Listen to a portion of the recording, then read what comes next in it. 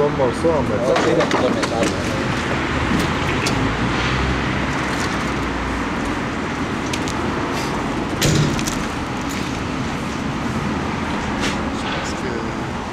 Ça, c'est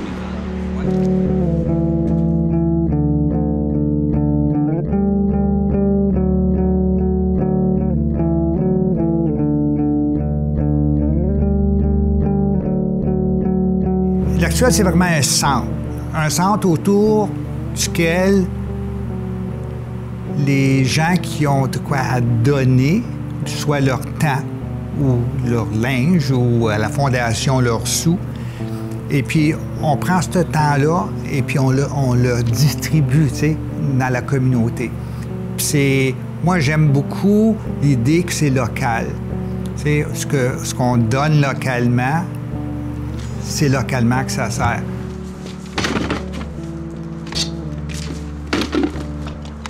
Ça apporte beaucoup. Je crois que je pense que c'est ce qu'on entend le plus souvent de la part, que ce soit les bénévoles ou des employés, c'est vraiment une expérience de vie. Savoir qu'on est capable d'aider son prochain, finalement, de participer à améliorer la qualité de sa vie. Cet individu-là, ou les mamans avec des enfants, puis là, ils se préparent pour l'école, puis ils trouvent pas ce qu'il faut, ils arrivent ici, puis nous, on est capable de les supporter là-dedans. C'est vraiment, pour nous, un sentiment vraiment qu'on a accompli quelque chose encore plus grand que soi, en supportant justement quelqu'un qui est dans le besoin comme ça.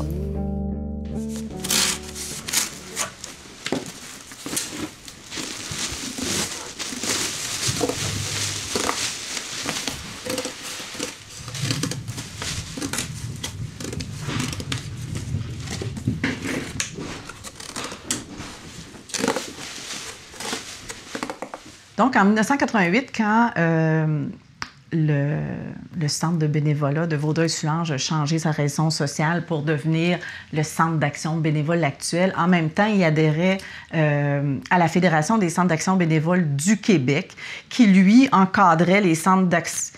La Fédération encadrait vraiment les centres d'action bénévole dans des champs d'action très, très spécifiques. Donc là, la mission a été vraiment, l'énoncé de mission a été vraiment de promouvoir et développer l'action bénévole pour répondre à des besoins du milieu.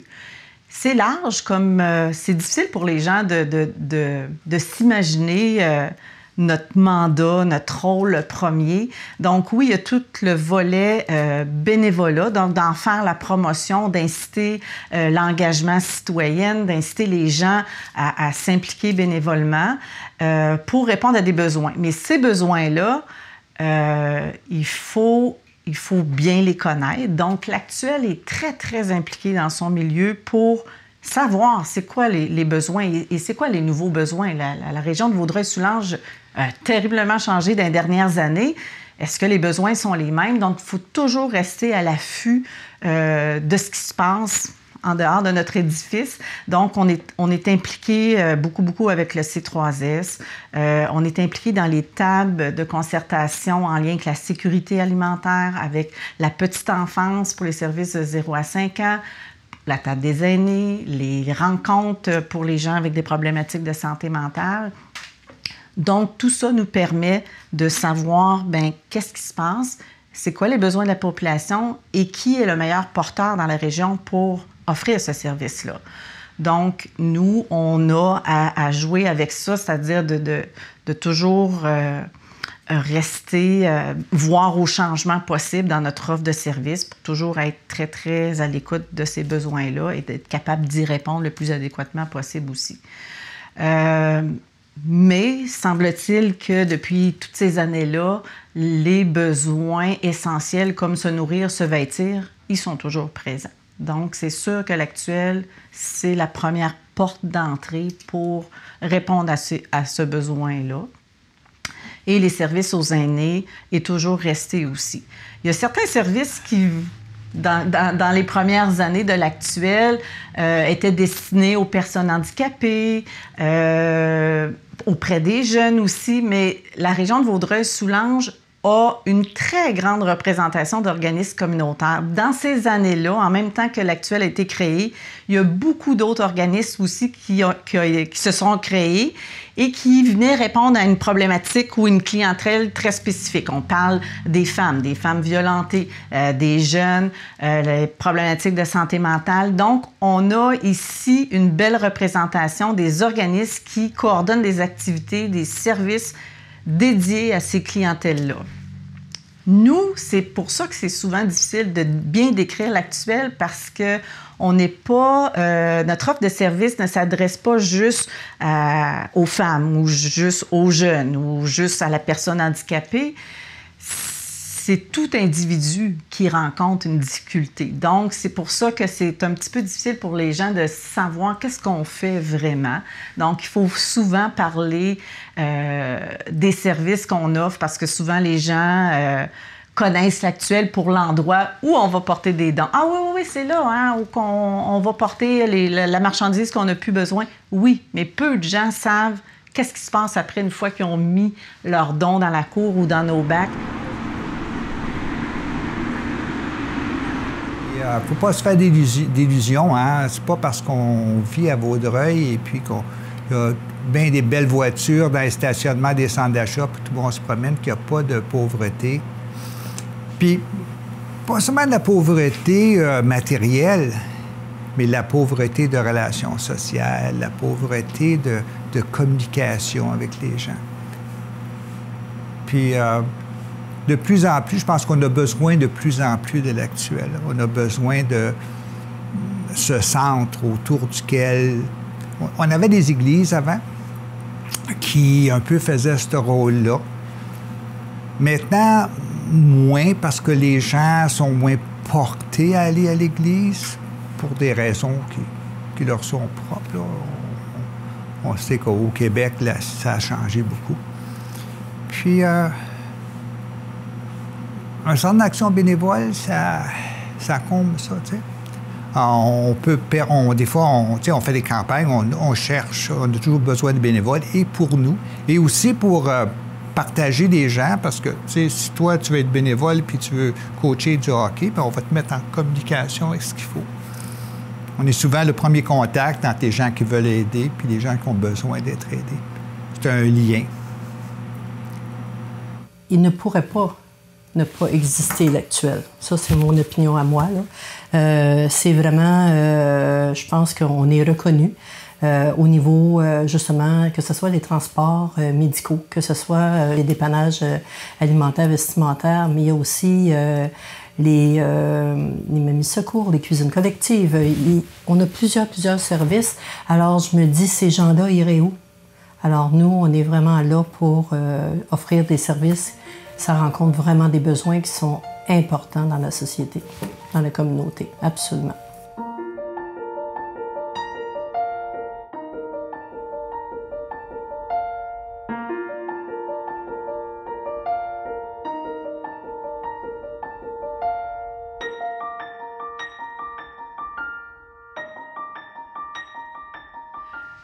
Donc, notre volet d'économie sociale, c'est notre boutique Friperie.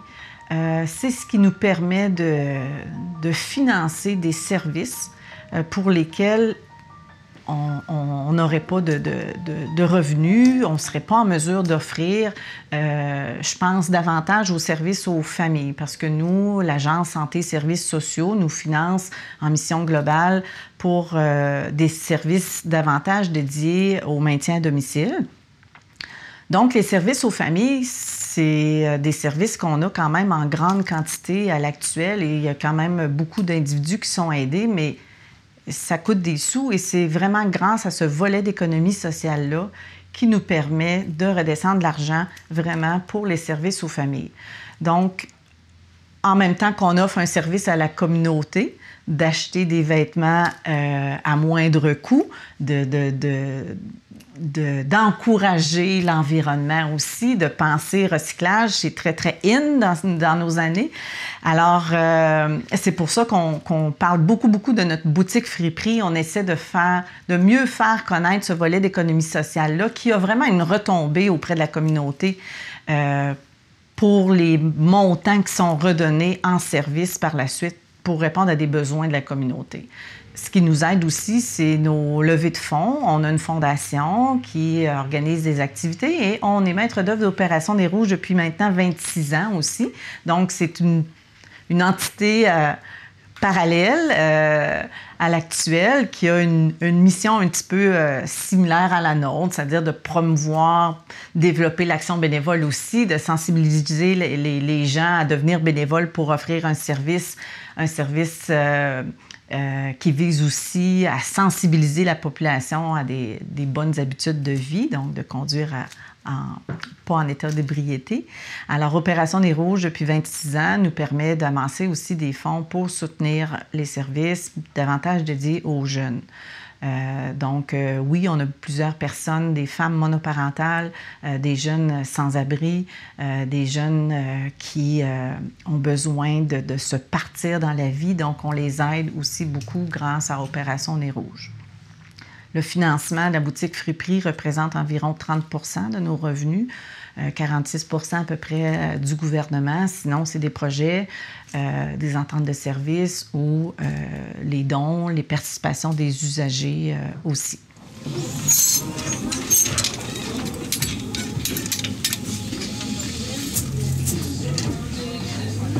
Naturellement, il y a une responsable du dépannage alimentaire et vestimentaire. Ces gens-là lui sont référés. Elle les rencontre. Elle établit avec eux leurs besoins. Puis à partir du moment que ces gens-là ont été identifiés comme étant des gens qu'on doit dépanner, à ce moment-là, ils nous remettent une liste. Sur cette liste-là, on va voir qu'effectivement, exemple, ils ont la possibilité d'avoir 4 paires de pantalons, 5 chandails, ou peu importe, selon les critères de la liste. Et puis, ces gens-là ont ça gratuitement. C'est vraiment... puis, on les traite vraiment avec beaucoup de soins, parce qu'en fait, souvent, ce n'est qu'un trait d'union dans une vie.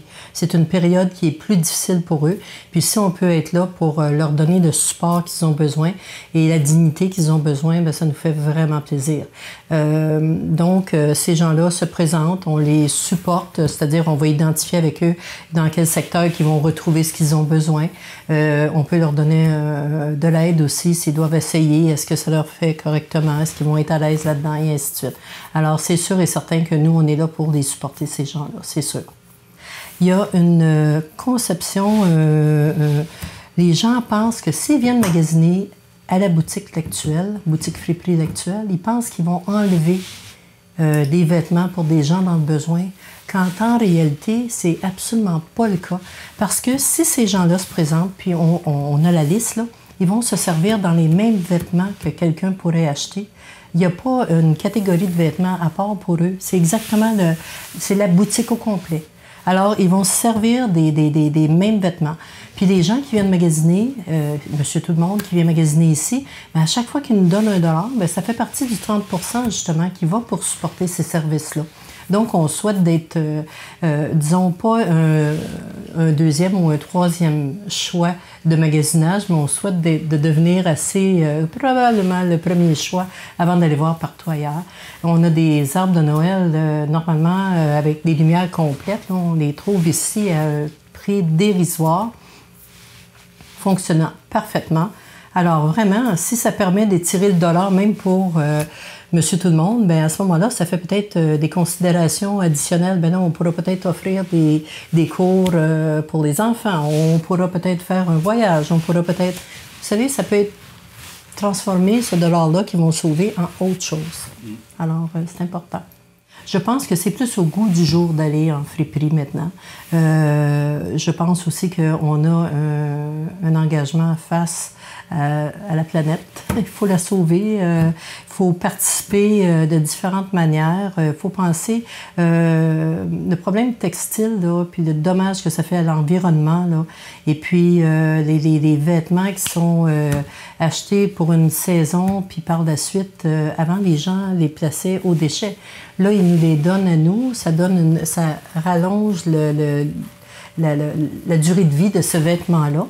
Et puis la personne qui vient le chercher, bien, à ce moment-là, c'est ça, elle a contribué finalement à sa façon à justement sauver l'environnement, quelque part.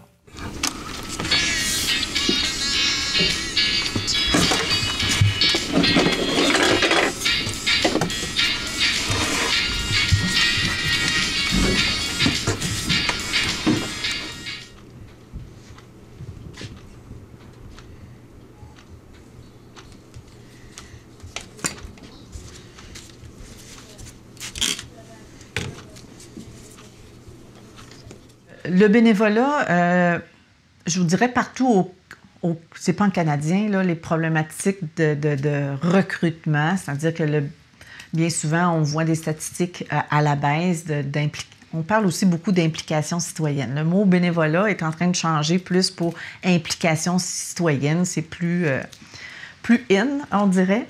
La relève est difficile. Hein? On parle beaucoup partout de vieillissement de la population. Bien, nos bénévoles aussi sont vieillissants et nos bénévoles sont des gens qui sont en train de nous demander de l'aide, donc d'avoir un service. La relève, c'est complexe. Comme on mentionnait, quand un bénévole quitte, il faut en recruter 3, 4. Donc, nos activités de recrutement doivent être différentes. Il faut aller chercher, davantage aller se présenter vers le citoyen pour l'inciter à devenir bénévole, à parler des bienfaits du bénévolat. Ces gens-là, les nouveaux bénévoles sont... Les nouveaux retraités, par exemple, sont des gens très actifs, des gens qui s'impliquent, qui font du sport, qui voyagent. Donc, le temps qu'ils ont pour faire du bénévolat est beaucoup plus restreint qu'auparavant. Auparavant, je pouvais avoir des gens qui offraient du 20, 25, 30 heures par semaine. Ils venaient à l'actuel et ils disaient « Qu'est-ce que vous voulez que je fasse? Je suis disponible. » Maintenant, le bénévole vient et dit « Bien, moi, j'ai 3 heures par semaine à donner. Je veux faire telle chose. » C'est correct, c'est ça. Mais nous, on a à s'adapter. On a à s'adapter aussi dans l'horaire parce qu'avant ça, de gérer quelqu'un qui était là 20 heures semaine, c'était facile. Il était présent. Tandis que là, de jumeler avec « OK, moi, je suis prêt. Ce bénévole-là est prêt à faire 2 heures. L'autre 5 heures, lui, est prêt à faire ça cette journée-là. » Donc, il y a toute une gestion d'horaire qui est beaucoup plus importante qu'auparavant. Donc, ça, c'est des défis qu'on rencontre, la population vieillissante, parce que là, la moyenne d'âge de nos bénévoles est quand même assez élevée. Là. Le 65 ans et plus, il y en a beaucoup. Donc, d'intéresser les jeunes au bénévolat, bien, là aussi, il faut trouver des activités qui les intéressent. Et chez nous, à l'actuel, c'est sûr qu'on a un mandat de recruter des bénévoles, mais pas que pour l'actuel. Notre mission, c'est de promouvoir l'action bénévole, mais dans tous les champs des secteurs d'activité. Que ce soit dans le réseau public, dans le sport, le loisir, dans le communautaire, on a à être à l'affût des besoins généraux de notre région et d'être capable de dire à un bénévole, OK, toi, tu t'intéresses par la personne malade, bon, ben je vais pouvoir te référer à tel ou tel organisme, telle organisation. Donc, on se doit aussi d'être très à l'affût de tout ce que les organismes ont besoin comme bénévoles pour être capable de répondre à ça. Donc, on a des défis nouveaux, des défis qui sont quand même importants, qui peuvent avoir un impact sur notre offre de service, c'est certain. C'est une des ressources principales. Donc, sans bénévoles, sans une présence suffisante de bénévoles, effectivement, certains services, des demandes sont en attente.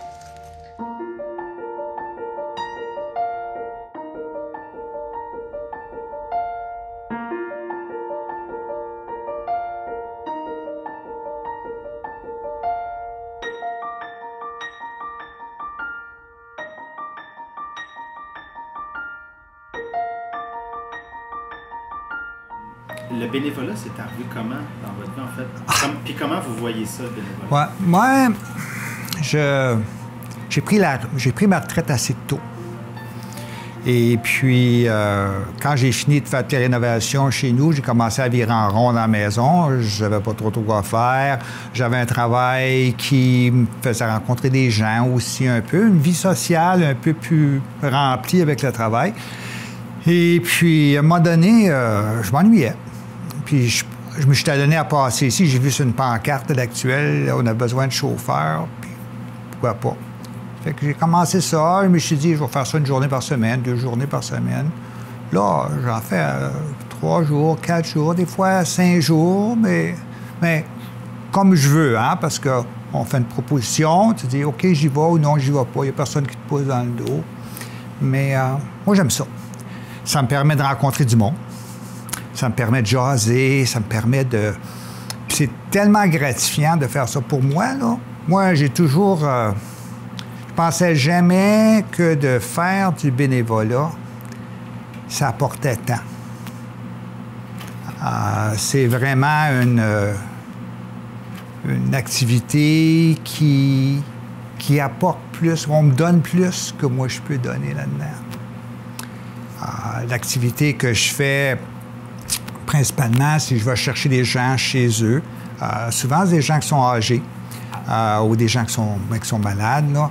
Et je vais les chercher, on fait un bout de chemin ensemble, on jase, on établit souvent une relation.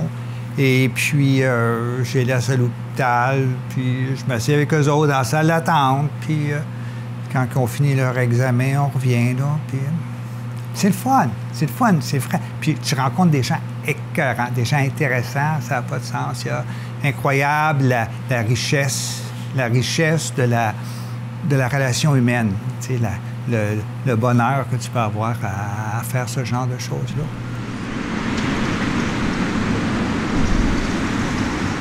Ils m'apportent beaucoup plus que je leur apporte. Moi, je trouve que j'ai aucun mérite. Tu sais, les gens disent « Ah, t'es bien fin de faire ça. » Non, je suis pas fin, je suis égoïste. Je fais ça parce que ça me donne de quoi à moi, dans le fond. Tu sais. Je suis conscient que ça aide des gens aussi, là. Mais moi, c'est... Je rentre chez nous le soir, je suis content. Tu sais, j'ai fait de quoi dans ma journée. Tu sais, moi, j'ai été privilégié dans la vie. Hein? J'ai un bon emploi, j'ai travaillé, ça se fait moins aujourd'hui, 40 quelques années pour la même compagnie, là. J'ai un bon emploi, j'ai un bon fonds de pension, j'ai une famille que j'aime, qui m'aime, je vis à Vaudreuil, je suis dans un beau pays, je mange tous les jours, je suis pas malade. À un moment donné, il faut passer au suivant aussi, hein? Ah oui, c'est incroyable. C'est incroyable l'intimité. C'est incroyable comment est-ce que... Je sais pas si c'est parce qu'on est à l'extérieur, je sais pas si c'est parce que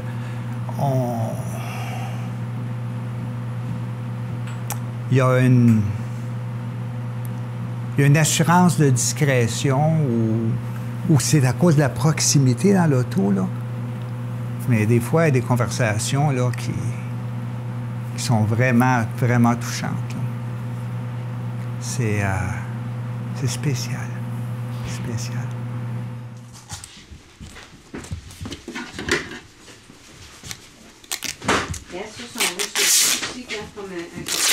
C'est velcro.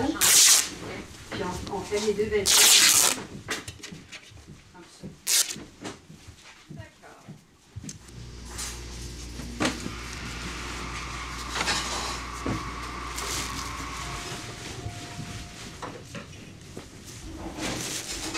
Le milieu communautaire, c'est sûr que c'est difficile. La question de financement, c'est toujours la problématique, le souci principal des organismes communautaires. Il y a eu beaucoup de revendications dernièrement pour le rehaussement du financement des organismes communautaires. On doit constamment développer des nouvelles idées, des projets où on va, oui, recevoir peut-être un beau petit 20 000 $, mais qui ne sera pas récurrent. Donc, il faut toujours recommencer, toujours solliciter aussi notre communauté pour faire comprendre nos besoins financiers.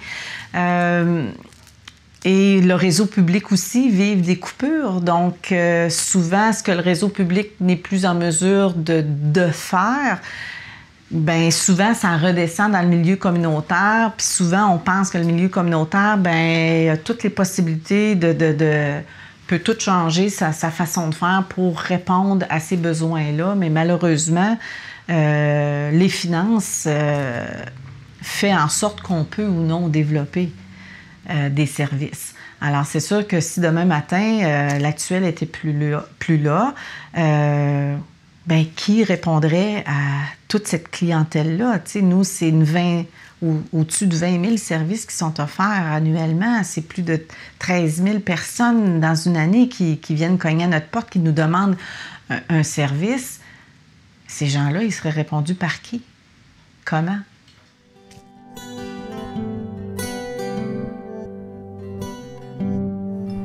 Puis des gens qui sont moins bien nantis, il y en aura toujours dans notre société. Puis c'est moi, je pense notre devoir de citoyen, notre devoir humain, notre devoir en tant qu'homme, de combler ces besoins-là. Et puis, peu importe ce que je fais, peu importe ce que je donne, peu importe le montant, ça sert toujours à... C'est Saint-Exupéry qui disait, dans Terre des Hommes, je crois, oui, dans Terre des Hommes, il disait « Être un homme, c'est croire qu'en posant sa pierre, on contribue à bâtir le monde. » Puis tout le monde ici à l'actuel, tant des gens, les donateurs à la Fondation, les gens qui mettent qui remplissent les cloches, que les bénévoles qui donnent de leur temps, chacun met sa pierre. Tu sais, puis une pierre à la fois, on va contribuer à bâtir un monde qui est meilleur. Pour nos enfants aussi. Je dis, donner son temps, ça rend heureux. Foncièrement, là, donner son temps, c'est le fun, ça rend heureux. Sur le moment, c'est le fun à faire. Puis ce que ça fait ici en dedans, là, ça reste. Ça reste.